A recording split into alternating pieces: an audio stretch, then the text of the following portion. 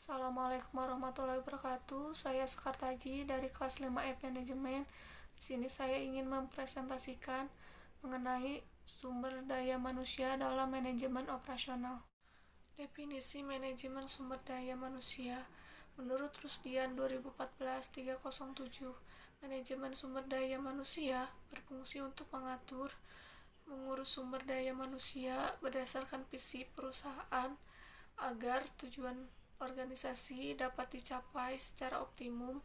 Oleh karena itu, manajemen sumber daya manusia menjadi bagian dari manajemen sains yang mengacu pada fungsi manajemen dalam melaksanakan proses-proses perencanaan, perorganisasian, staffing, memimpin, dan mengendalikan.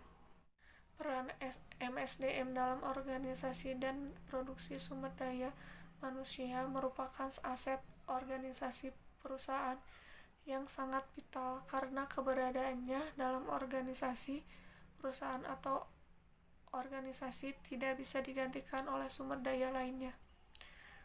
Betapapun modern teknologi yang digunakan atau seberapa banyak dana yang disiapkan, tanpa dukungan sumber daya manusia yang profesional, semuanya menjadi tidak bermakna. Hal ini menjadikan manajemen sumber daya manusia sebagai salah satu indikator penting mencapai tujuan organisasi secara efektif dan efisien. Fungsi operasional manajemen sumber daya manusia. Yang pertama, perencanaan tenaga kerja. Perencanaan tenaga kerja merupakan operasi dari manajemen sumber daya manusia. Dengan perencanaan tenaga kerja, ada upaya untuk merencanakan jumlah dan jenis tenaga kerja yang tepat untuk memenuhi kebutuhan yang dibutuhkan dalam mencapai tujuan.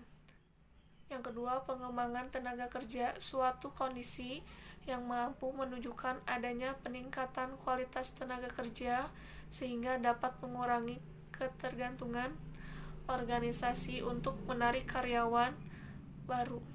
Yang ketiga, penilaian prestasi kerja. Penilaian prestasi kerja merupakan salah satu aspek yang terpenting dalam pengelolaan sumber daya manusia. Dengan adanya penilaian prestasi kerja, dapat diketahui karyawan yang mampu prestasi kerja yang baik ataupun yang kurang. Hal ini akan berdampak pada pemberian kompensasi. Yang keempat, pemberian kompensasi. Fungsi pemberian kompensasi meliputi kegiatan pemberian balas jasa kepada karyawan. Kompensasi ini dapat secara finansial maupun non-finansial. Kegiatan di sini meliputi penentuan sistem kompensasi yang mampu mendorong prestasi karyawan dan menentukan besarnya kompensasi yang akan diterima oleh masing-masing pekerja secara adil. Yang kelima, pemeliharaan tenaga kerja. Dalam pemeliharaan tenaga kerja ada beberapa yang perlu dikaji, antara lain kepuasan kerja karyawan, pengelolaan konflik, motivasi karyawan, dan komunikasi yang terjadi dalam organisasi. Yang keenam, pemberhentian. Pemberhentian adalah fungsi operatif terakhir MSDM. Fungsi pemberhentian harus mendapat perhatian yang serius bagi manajer SDM karena telah diatur oleh undang-undang dan mengikat bagi perusahaan dan karyawan. Putusnya hubungan kerja seseorang dari organisasi atau perusahaan yang disebabkan oleh keinginan karyawan, keinginan organisasi, atau pensiun, atau sebab-sebab lainnya yang diatur oleh undang-undang. Mungkin sekian presentasi yang bisa saya sampaikan. Terima kasih atas perhatiannya. Mohon maaf bila banyak kekurangan karena saya masih dalam proses belajar. Wassalamualaikum.